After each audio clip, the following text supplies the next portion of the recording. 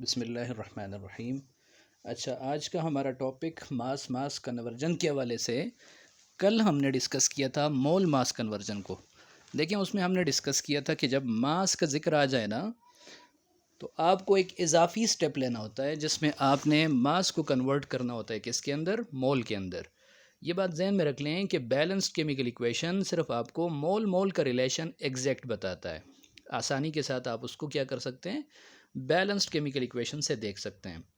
जब मास mass conversion की बात आ जाती है तो इसका मतलब ये है कि आपको गिवन भी मास होगा आपको, और आपसे पूछा हुआ जो होगा वो भी क्या होगा, मैस होगा। इसमें आपने दो इजाफी स्टेप करने होते हैं। सबसे पहला काम आपने क्या करना होगा, जो गिवन मास है उसको आपने कन्वर्ट करना है किसके अंदर, मोल के अंदर। ठीक है। फिर उसके मोल से बैलेंस केमिकल इक्वेशन को यूज़ करते हुए जो रिक्वायर्ड चीज़ जिसके आपसे मैस पूछा गया है, ग्राम्स पूछे गए हैं, उसके आप मोल फाइंड कर देंगे और मोल को फिर कन्वर्ट कर देंगे किस में, मैस में और ग्राम में। ठीक है। चलिए देखते हैं इस प्रॉब्लम में यही बात है। ये एक इक्वेशन आपको दी गई है। 4 moles of aluminium reacts with 3 moles of oxygen to produce 2 mole of aluminium oxide. कहता है कि अगर आप 14.5 ग्राम अल्मोनियम मेटल ले लें, यानी ये जो है ये आप कितना ले लें, 14.5 ग्राम ले लें, और उसको मुकम्मल तौर पे ऑक्सीजन के साथ रिएक्ट करवा दें, तो ये अल्मोनियम ऑक्साइड के कितने ग्राम्स पैदा होंगे। देखिए, आपको गिवन भी मास है और आपसे पूछा भी किया गया है, मास पूछा गया है। तो सबसे पहला काम क्या करें, सबसे पहला काम क्या करें कि 14.5 जो ग्राम है, मैंने आपसे क्या कहा था, मैस को कन्वर्ट करें किस में, मोल में। फिर बैलेंस केमिकल इक्वेशन से आके आप इन दोनों का रिलेशन देख लें कि इसके 4 मोल जो हैं 2 मोल प्रोड्यूस कर रहे हैं, तो यहाँ से आपने जो मोल फाइंड किए हुए हैं उसके मोल कितने मोल Al2O3 प्रोड्यूस करेगा। जब यहाँ से आपको इसके नंबर ऑफ मोल्स मिल जाएंगे तो आपसे उसने पूछा हुआ है ग्राम, तो आप इसको कन्वर्ट कर लें किस में, ग्राम में। फार्मूला एक ही यूज़ होगा, N is equal to mass divided by molar mass. ठीक है। तो ये देखें, ये सारा किया हुआ है। तो इसने भी यही लिखा हुआ है सोल्यूशन में कि सबसे पहला काम क्या करें, इसको कन्वर्ट करें मोल्स में। कन्वर्ट कैसे करें जी, फार्मूला यूज़ किया, N is equal to mass divided by molar mass. Aluminium का मोलर मास 27 है, तो यहाँ से अल्मोनियम के देखें क्या आ गए, ये मोल्स आ गए। अब इसके मोल से आपने किसके मोल्स फाइंड करने हैं, Al2O3 के। कैसे फाइंड करेंगे, देखें बैलेंस केमिकल इक्वेशन आपको ये बता रहा है कि इसके 4 मोल हों तो इसके 2 मोल बनते हैं। तो अगर 0.54 मोल हों तो कितने मोल बनेंगे Al2O3 के, तो इतने मोल बनेंगे जी। ये आपने क्या कर लिया, उसी तरीके से आपने क्या कर लेना है, फाइंड कर लेना है। लेकिन चूंकि उसने आपसे पूछा क्या है, उसने आपसे पूछा है ग्राम्स बताने हैं, आपने मोल नहीं बताने। तो जो ये आपको क्या मिला है, मोल्स मिले हैं, इनको अब दोबारा कन्वर्ट कर लें किस में, ग्राम्स में। कैसे कन्वर्ट करेंगे, वही formula, N is equal to mass divided by molar mass, divided by molar mass. अब आपको मास जो है यहाँ से वो क्या है, रिक्वायर्ड है, तो इसको इस तरफ ले आएँ तो इसके साथ क्या हो जाएगा, ये मल्टीप्लाई हो जाएगा। यानी मास जो है यहाँ से किसकी इक्वल हो जाएगा, N multiply by molar mess. और मोलर मैस आप Al2O3 का कैसे फाइंड करेंगे, तो बिल्कुल आसान है। एटॉमिक मासेस को क्या कर लें, आप सम कर दें, एटॉमिक मासेस का क्या कर दें, सम कर दें। जैसे यहाँ पे किया हुआ है, जैसे यहाँ पे आपको नज़र आ रहा है, ये इसने क्या किया हुआ है, मोलर मैस फाइंड किया किसका, Al2O3 का। तो इधर से यहाँ से इसने क्या कर लिया जी, नंबर ऑफ मोल्स क्या कर दिए, सॉरी ग्राम क्या कर लिए, मालूम कर दिए। सिर्फ यही बात है, दो इजाफी स्टेप्स करने हैं आपने, और कोई ख़ास बात इसमें नहीं है। प्रैक्टिस प्रॉब्लम देख लें तो इसमें भी यही आपसे पूछा गया है। आपको दिया गया है, देखें ग्राम्स किसके, इसके आपको मास दिया गया है और आपसे मास पूछा गया है किसका, कार्बन डाइऑक्साइड का। तो सबसे पहला काम क्या करें, इसको कन्वर्ट करें मोल में, इसके मोलों से कार्बन डाइऑक्साइड के मोल फाइंड करें और उन मोल्स को फिर कन्वर्ट कर दें किस में, ग्राम्स में। ठीक है, मैस में कन्वर्ट कर दें। ये रही बात किसकी, मैस मैस कन्वर्जन की। अब आगे बात आती है कैलकुलेशन इन्वॉल्विंग गैसेस। अगर आपके पास ऐसा रिएक्शन है जिसमें गैसेस इन्वॉल्व हैं, तो गैसेस के लिए देखिए हमने पढ़ा था कि गैसेस के लिए वॉल्यूम्स को यूज़ करना, वॉल्यूम्स को मैयर करना वो ज़्यादा एक्यूरेट होता है, वो ज़्यादा क्या होता है, अच्छा होता है। ठीक है।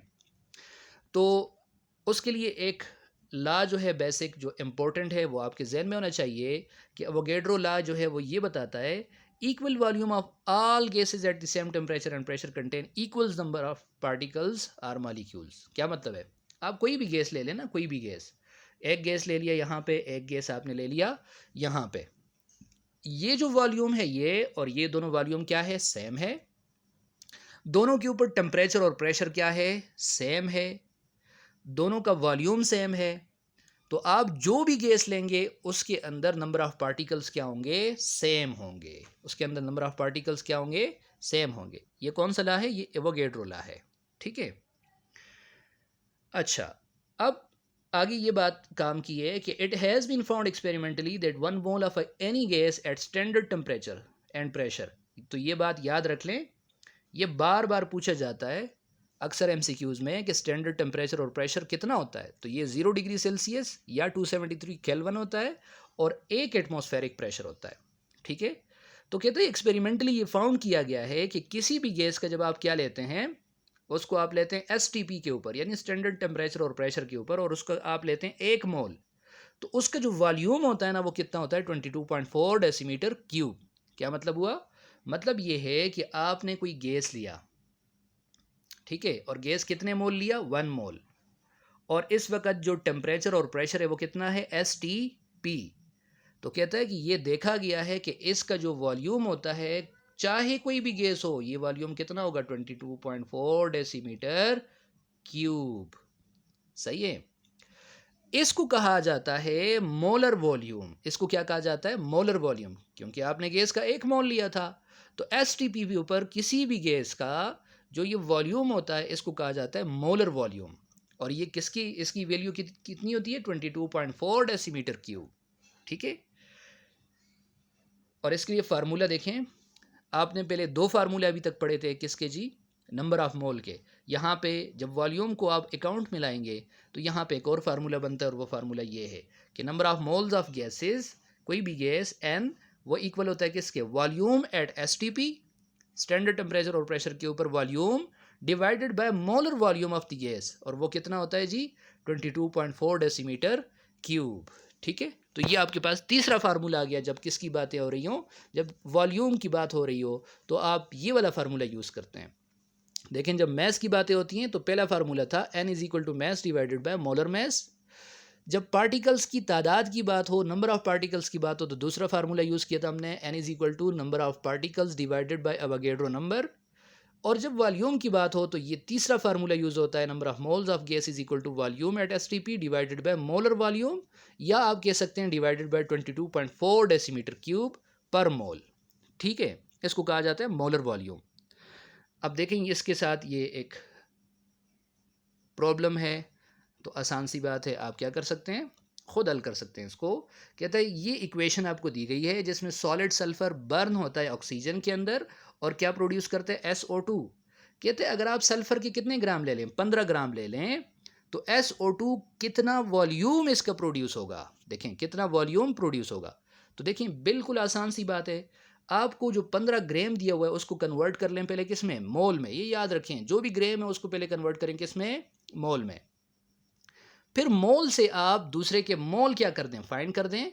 देखें जब इसका मोल आपको मिल गया तो उससे वॉल्यूम कैलकुलेट करना आसान हो जाएगा, क्योंकि तीसरा फार्मूला आपको याद हो गया, तो उससे आप वॉल्यूम को क्या कर लेंगे, कैलकुलेट कर देंगे। ठीक है। तो चलिए देखते हैं यहाँ पे कि इसका 1 मोल जो है और इसका 1 मोल, इसका 1 मोल प्रोड्यूस करता है SO2 का। ज़रा देखिए यहाँ पे सल्फर का एटॉमिक मास क्या होता है, 32, तो 32 ग्राम लिया इसने। इसका 1 मोल है तो इसका वॉल्यूम कितना होता है, 22.4 डेसीमीटर क्यूब। और यहाँ पे भी 1 मोल है तो ये भी कितना होगा, 22.4 डेसीमीटर क्यूब होगा। तो इसने शार्ट तरीके से शायद किया हुआ है, तो ये तरीका भी सही है कि number of moles of sulphur burn जो है वो कितना होगा। अब हाँ, कन्वर्ट किया हुआ है, 32 ग्राम देखें वो कन्वर्ट किया हुआ है, तो mess divided by molar mass. अब देखें 15 ग्राम दिया हुआ था, तो यहाँ से क्या फाइंड कर दिया, मोल फाइंड कर दिया। और देखें मोल से दूसरे का मोल फाइंड कर दिया SO2 का। देखें 1 मोल जो है 1 मोल SO2 प्रोड्यूस करता है, तो जब इतने मोल सल्फर के होंगे तो सल्फर डाइऑक्साइड के कितने मोल प्रोड्यूस होंगे, इतने। और इससे फिर तीसरा फार्मूला लगा के देखें, वॉल्यूम क्या कर दिया है, मालूम कर दिया है। ठीक है, यही बात है, आसान है, ये आप खुद देख लें, आसान है। प्रैक्टिस प्रॉब्लम में भी इसी तरह होगा।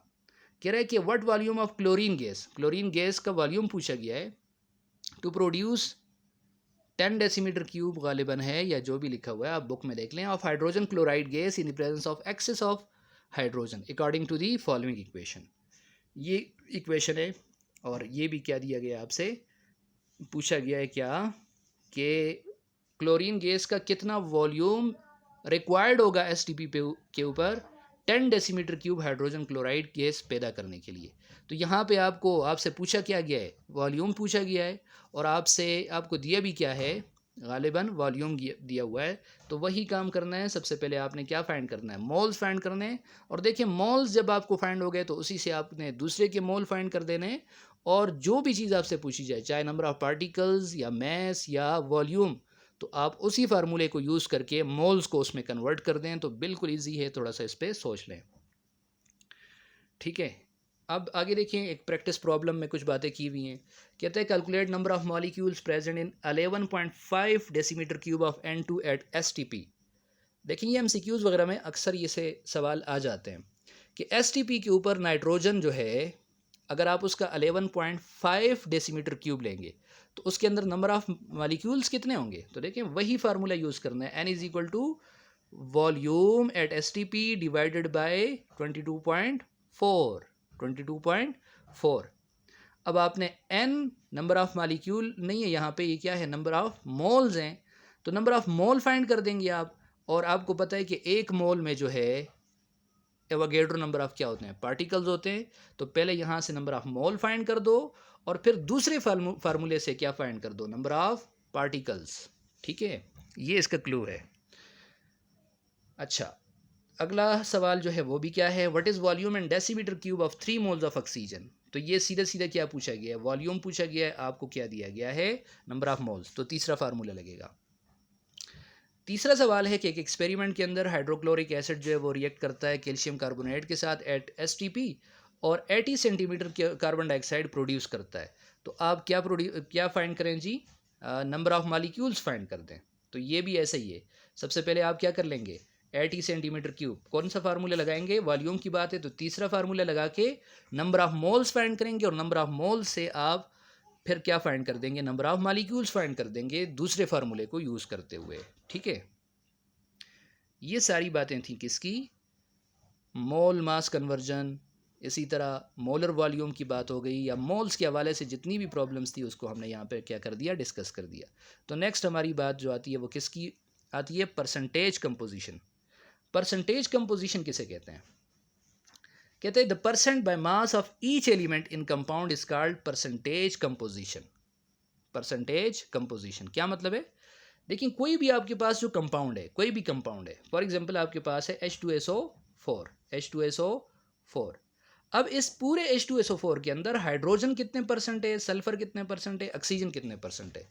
तो जितनी परसेंटेज हर एलिमेंट की होती है टोटल कंपाउंड के हिसाब से, टोटल कंपोजिशन के हिसाब से हर एलिमेंट की जो परसेंटेज कितनी होती है, इसको कहा जाता है परसेंट कंपोजिशन।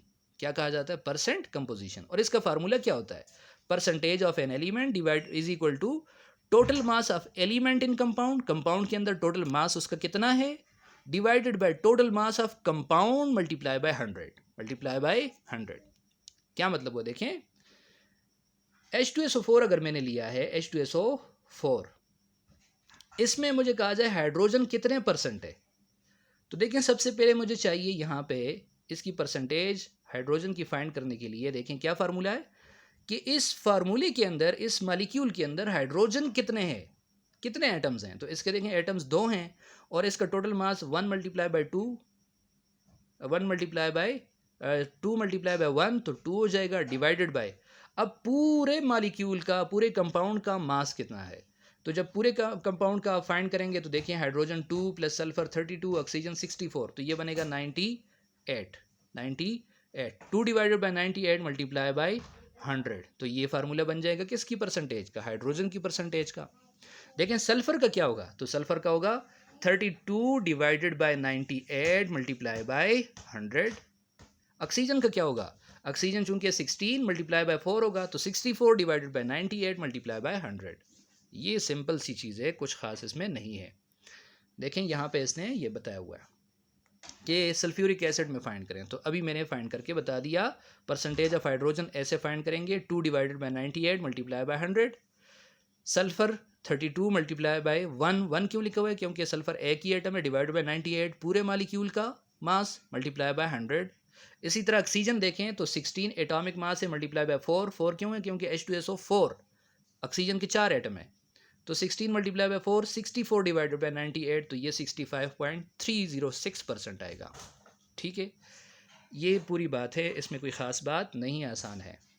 परसेंटेज बताएं, कहता है बेंजीन में हर एक एलिमेंट का, कार्बन का और हाइड्रोजन का। तो कैसे करेंगे? कार्बन, इसकी परसेंटेज आप कैसे फाइंड करेंगे? परसेंटेज ऑफ कार्बन, तो कार्बन का एटॉमिक मास 12 मल्टीप्लाई बाय 6, क्योंकि 6 एटम है, डिवाइडेड बाय, देखें टोटल इसका मास कितना निकलेगा, 12 चक 72 और जमा 6 78 78, तो ये हो जाएगा 78 और मल्टीप्लाई बाय क्या 100, यानी हो जाएगा 72 डिवाइडेड बाय 78 मल्टीप्लाई बाय 100। ये आप खुद कर लें, ग्लूकोज में भी ऐसे ही है। ठीक है, इसी तरतीब से आपने करना है। अच्छा, अगली जो बात है वो इतनी इम्पोर्टेंट नहीं है, तो इसको आप स्किप कर सकते हैं, कोई ख़ास बात नहीं है। आखिरी चीज़ आती है इस टॉपिक की, इस लेक्चर की, वो क्या है जी? Excess and limiting reagent. ये काम की चीज़ें, और ये बार बार पूछी भी जाती है, हर एक पेपर के अंदर कुछ ना कुछ इससे पूछा जाता है। तो देखें लिमिटिंग रिएजेंट क्या होता है। ये वो रिएक्टेंट होता है जो रिएक्शन में पहले कंज्यूम हो जाता है, जो पहले ख़त्म हो जाता है। देखिए आपने दो चीज़ें ली है, A प्लस B, दोनों रिएक्टेंट से आप इनको मिला के क्या बना रहे हैं? प्रोडक्ट। तो जिस रिएक्शन में पहले जो ख़त्म हो जाए, रिएक्शन करते हुए देखें A और B रिएक्शन करेंगे, प्रोडक्ट बनाएंगे ना, तो जो पहले ख़त्म हो जाए, फॉर एग्जांपल A पहले ख़त्म हो गया, तो ये लिमिटिंग रिएजेंट होगा। ठीक है, दूसरी बात ये है कि इसको ऐसे भी डिफाइन किया जाता है कि वो रिएजेंट जो प्रोडक्ट्स के कम नंबर ऑफ मोल प्रोड्यूस करे केमिकल रिएक्शन में, यानी प्रोडक्ट जो कम बनाए, उसको कहते हैं लिमिटिंग रिएजेंट। और इसके बिल्कुल उलट जो होगा वो क्या होगा? एक्सेस रिएजेंट होगा। क्या होगा? एक्सेस रिएजेंट, कि जो अमाउंट में क्या हो जी, यानी जो पहले ख़त्म हो वो लिमिटिंग, और जो ख़त्म ना हो, जो क्या रह जाए, कुछ बाकी रह जाए, अनरिएक्टेड अनयूज्ड, रिएक्शन कंप्लीट होने के बाद, उसको कहते हैं एक्सेस रिएजेंट। और एक्सेस रिएजेंट जो होता है, ये प्रोडक्ट के ज़्यादा नंबर ऑफ मोल्स क्या करता है? प्रोड्यूस करता है, जबकि लिमिटिंग क्या करता है? कम। इसको कहते हैं, एक मिसाल से आप कंसिडर करें, जैसे यहाँ पे देखें हाइड्रोजन और ऑक्सीजन क्या कर रहे हैं? रिएक्शन करके 2H2O बना रहे हैं। ये एक बैलेंस केमिकल इक्वेशन है। क्या है? Balance chemical equation. और ये आपको बताता है कि 2 moles of hydrogen reacts with 1 mole of oxygen to produce 2 mole of H2O, to produce 2 moles of H2O। अब ये कहता है कि अगर आप इसको मैयर कर लें, इग्नाइट कर दें हाइड्रोजन को ऑक्सीजन के साथ, और ये क्या कर ले जी, 2 मोल वाटर बनाएगा। ठीक है, लेकिन जब आपने ये अमाउंट नहीं ली, यानी बैलेंस केमिकल इक्वेशन वाली अमाउंट आपने नहीं ली, स्टोइकियोमेट्रिक अमाउंट आपने नहीं ली, आपने कोई और अमाउंट ले ली, तो लाजमी बात है एक आपने कम लिया होगा, एक आपने क्या लिया होगा? ज़्यादा लिया होगा। तो जो केमिकल रिएक्शन में पहले कंज्यूम हो जाएगा वो होगा क्या? वो होगा लिमिटिंग रिएजेंट। और जो कंज्यूम नहीं होगा, कुछ बाकी रह जाएगा, उसको कहा जाएगा कौन सा रिएजेंट जी? Access reagent. ठीक है, फॉर एग्जांपल मैं हाइड्रोजन के ले लेता हूँ 8 ग्राम। कितने ग्राम? 8 ग्राम। इसको मैं रिएक्ट करवा देता हूँ 32 ग्राम के साथ, 32 ग्राम के साथ। तो देखें यहाँ से आपको पता है ऑक्सीजन का 1 मोल है, तो इसका मास कितना होगा? 32 ग्राम। एक हाइड्रोजन मालिक्यूल का 2, तो 2 हाइड्रोजन मालिक्यूल कितना होगा? 4 प्लस 32 इज इक्वल टू 36 ग्राम। लेकिन यहाँ पे अगर आपने देखा 32 ग्राम जो है वो सिर्फ 4 ग्राम के साथ क्या करता है? हाइड्रोजन के 4 ग्राम के साथ रिएक्शन करता है। अब मैंने ऐसे किया कि मैंने 32 ग्राम क्या ले लिया? ऑक्सीजन, और 4 ग्राम की बजाय मैंने 8 ग्राम ले लिया। तो बैलेंस केमिकल इक्वेशन ये बता रहा है कि 32 ग्राम सिर्फ 4 ग्राम के साथ क्या करेगा? रिएक्शन करेगा। तो 4 और 32 यहाँ मिलके यहाँ पे भी 36 ग्राम पानी बनेगा, और इसका जो 4 ग्राम है वो क्या रह जाएगा? वो अनरिएक्टेड रह जाएगा, जिसने क्या नहीं किया होगा? रिएक्शन में हिस्सा नहीं लिया होगा। और देखें ये आखिर में बच जाएगा और ये पहले कंज्यूम हो जाएगा, तो ये ऑक्सीजन यहाँ पे हो जाएगा लिमिटिंग रिएजेंट और हाइड्रोजन क्या हो जाएगा एक्सिस रिएजेंट। बस यही पूरी कहानी है, कोई ख़ास बात नहीं है। ठीक है, ये आप ख़ुद भी देख लें, पढ़ लें कि इसने किस अंदाज से इसको समझाया हुआ है। अच्छा फिर यहाँ से एक सवाल पूछा जाता है, और how to identify the limiting reagent. ये सवाल अक्सर पूछा जाता है, ये सवाल है देखें, और ये इसका यहाँ से जवाब है कि following steps are use to identify the limiting reagent. तो ये इसका जवाब है। सबसे पहला काम क्या करें, आपको जितनी अमाउंट रिएक्टेंट्स की मिली है उसको पहले कन्वर्ट करें मोल्स में। फिर बैलेंस केमिकल इक्वेशन से आप एक रिएक्टेंट के मोल को क्या करें जी, उसको रिलेट करें प्रोडक्ट के साथ, और दूसरे को भी प्रोडक्ट के साथ क्या करें, रिलेट करें। यानी आप देखें कि एक रिएक्टेंट जो है वो कितना प्रोडक्ट बना रहा है और दूसरा रिएक्टेंट जो है वो कितना प्रोडक्ट बना रहा है। तो वो रिएक्टेंट जो आपको कम नंबर दे मोल्स ऑफ प्रोडक्ट के, यानी प्रोडक्ट का कम आपको क्या दे, अमाउंट दे, तो वो क्या होगा लिमिटिंग, और दूसरा क्या होगा एक्सिस रिएजेंट। दूसरा क्या होगा एक्सिस रिएजेंट। जैसे यहाँ पे एक एग्जांपल दी हुई है कि कार्बोनिक एसिड जो है वो प्रिपेयर किया जाता है इस तरह, कार्बन डाइऑक्साइड और H2O को मिला के कार्बोनिक एसिड प्रोड्यूस हो जाता है। कहते हैं अगर आप 120 ग्राम ले लें कार्बन डाइऑक्साइड का और उसको डिज़ोल्व कर दें 80 ग्राम वाटर के अंदर, तो बताएं कि इसमें लिमिटिंग रिएजेंट कौन होगा, लिमिटिंग रिएजेंट कौन होगा। तो देखें मैंने आपको अभी बताया कि सबसे पहला काम क्या करें, 120 ग्राम और 80 ग्राम दोनों को किस में कन्वर्ट कर दें, मोल्स में। फिर आ जाएं बैलेंस केमिकल इक्वेशन की तरफ। तो बैलेंस केमिकल इक्वेशन में आपको नज़र आ रहा है कि इसका 1 मोल H2SCO3 का 1 मोल प्रोड्यूस करता है, इसी तरह H2O का भी 1 मोल, इसका 1 मोल क्या करता है प्रोड्यूस। जबकि यहाँ पे 120 ग्राम से जो आपने मोल फाइंड किए और 80 ग्राम से जो आपने मोल फाइंड किए हैं, फिर उसको क्या करें, इस H2SO3 के साथ क्या करें, H2CO3 के साथ क्या करें, कंपेयर करें। तो जो कम नंबर ऑफ मोल बनाएगा तो वो क्या हो जाएगा, लिमिटिंग हो जाएगा, और दूसरा क्या हो जाएगा, एक्सेस। तो देखिए आसान है, 120 ग्राम देखें इसके मोल्स फाइंड किए तो इसके मोल कितने बनते हैं 2.72, और H2O के मोल फाइंड किए तो कितने मोल बने 4.44। अब दोनों आपने देखा कि इसका 1 मोल इसका 1 मोल बनाता है, इसका भी 1 मोल इसका 1 मोल प्रोडक्ट बनाता है। तो बताएं इसका 2.72 मोल कितना बनाएगा, तो इसका बनाएगा 2.72 मोल ही बनाएगा H2CO3 का, और वाटर का 4.4 मोल कितना बनाएगा, तो इसका भी बनाएगा 4.44 मोल। तो ज़्यादा कौन बना रहा है, वाटर ज़्यादा बना रहा है, कार्बन डाइऑक्साइड कम बना रहा है। तो कितने बना रहा है जी, 2.72 मोल बना रहा है प्रोडक्ट के। तो चूंकि ये कम बना रहा है तो मैं कहूँगा कार्बन डाइऑक्साइड क्या है यहाँ पे, लिमिटिंग रिएजेंट है, और वाटर जो है वो क्या है, एक्सिस रिएजेंट है। सही है। अब कितनी अमाउंट कहते हैं कि रह जाएगी, तो आप उस अमाउंट को क्या कर दें, माइनस कर दें। सिंपल सी बात है, वो आप खुद कर लें, कोई ख़ास बात नहीं है। अच्छा, प्रैक्टिस प्रॉब्लम भी इसी तरह है, इसको भी आप देख लें। और आखिर में बात आ जाती है किसकी, यील्ड की, theoretical yield and actual yield. Yield किसको कहते हैं, यील्ड का मतलब होता है किसी केमिकल रिएक्शन में प्रोडक्ट की अमाउंट कितनी बनी है उसको क्या कहते हैं, यील्ड कहते हैं। अब इसकी दो किस्में हैं, थ्योरेटिकल और एक्चुअल। थ्योरेटिकल से मुराद ये है कि जो आपने कैलकुलेशन की थी कागज़ के ऊपर, और जो कैलकुलेशन से आपको बैलेंस केमिकल इक्वेशन से जो आपको प्रोडक्ट की अमाउंट मिलनी चाहिए थी, उसको कहते हैं थ्योरेटिकल यील्ड।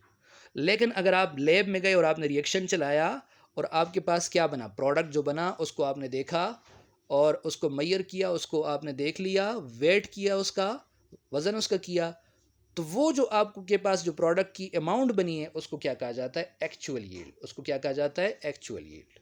ठीक है, एक्सपेरिमेंट के नतीजे में जो आपको प्रोडक्ट असल में मिला है उसको क्या कहते हैं, एक्चुअल यील्ड। और ये बात भी पूछी जाती है अक्सर सवाल के अंदर कि एक्चुअल यील्ड जो होती है वो हमेशा क्या होती है, एक्चुअल यील्ड हमेशा क्या होती है, थ्योरेटिकल यील्ड से कम होती है। वजह क्या है, तो देखें उसकी वजह ये है, बहुत सी वजूहात हैं। ये जो सवाल मैं क्या कर रहा हूँ, आइडेंटिफाई करवा रहा हूँ, ये इम्पोर्टेंट है एग्ज़ाम के हवाले से। तो देखें रिएक्शन जो है वो क्या नहीं हुआ होगा, कंप्लीट नहीं हुआ होगा। आपने पहले से ही क्या कर दिया, रिएक्शन बंद कर दिया, तो कंप्लीट नहीं हुआ, इसका मतलब है पूरी यील्ड नहीं बनी। एक दूसरी बात ये है कि कुछ अमाउंट रिएक्टेंट की जो है वो कन्वर्ट हो चुकी है किसी और प्रोडक्ट में, बाई प्रोडक्ट या साइड रिएक्शन हो चुका हो, ये भी पॉसिबिलिटी है। तीसरी पॉसिबिलिटी ये है कि बाज़ औक़ात ऐसे होता है कि आपने प्रोडक्ट जो बनाया है आप उसको क्या नहीं कर सकते, जो मीडियम है आपके पास, जो सॉल्वेंट है, जो मीडियम है, उससे आप रिकवर नहीं कर सकते, या जब आप रिकवर कर रहे हैं तो उस दौरान कुछ आपसे गिर जाए, लॉस हो जाए, इस लॉस को कहते हैं mechanical loss of product. Human error की वजह से हो सकता है, इंसानी गलती की वजह से। इसी तरह जो रिएक्शन की कंडीशंस थी, टेम्परेचर, प्रेशर, पीएच, वो आपने सही तरीके से क्या नहीं की, सेट नहीं की, वो डिस्टर्ब हो गई हैं। एक और वजह भी आ सकती है कि जो रिएक्टेंट आपने यूज़ किया था उसकी क्वालिटी क्या नहीं थी, अच्छी नहीं थी। तो ये बहुत सी वजूहत हैं जिसकी वजह से आपके पास जो एक्चुअल यील्ड यानी एक्सपेरिमेंट से जो आप प्रोडक्ट हासिल करते हैं उसकी अमाउंट हमेशा क्या होती है, जो कैलकुलेटेड अमाउंट है, जो थ्योरेटिकल यील्ड है, उससे क्या होती है, कम होती है। ठीक है। और इस पे एक एक्सपेरिमेंट, ये एग्जांपल है तो इसको आप देख लें, कोई ख़ास बात नहीं है। और ये आखिर में आ जाती है परसेंटेज यील्ड। परसेंटेज यील्ड का मतलब ये है कि एक्चुअल यील्ड कितनी है divided bye theoretical yield multiply by 100। इसके साथ आपका पहला चैप्टर जो है वो क्या हो जाता है, यहाँ तक कंप्लीट हो जाता है। नेक्स्ट इंशाल्लाह हम बात करेंगे किसके ऊपर, इसकी एक्सरसाइज में जो काम की चीज़ें हैं वो हम डिस्कस करेंगे। उसके बाद ओवरऑल जो पूरा जो चैप्टर है विद एक्सरसाइज कंप्लीट चैप्टर, उसके अंदर जितने भी इंपॉर्टेंट क्वेश्चंस हैं, एमसीक्यूज़ वगैरह हैं, वो हम क्या करेंगे, सिर्फ निकाल के उसको हम क्या करेंगे जी, आइडेंटिफाई करेंगे। और आप देखेंगे कि क्या इस काबिल हैं आप कि आप इसको हल कर सकते हैं या नहीं। अगर आप हल कर सकते हैं तो इसका मतलब ये है कि पूरा चैप्टर आपको क्या हो गया है, कंप्लीट प्रिपेयर हो गया है। और अगर ऐसा नहीं है तो फिर इसका मतलब ये है कि कुछ कमी रह गई है, उसको कवर करने की फिर आप क्या करें, कोशिश करें।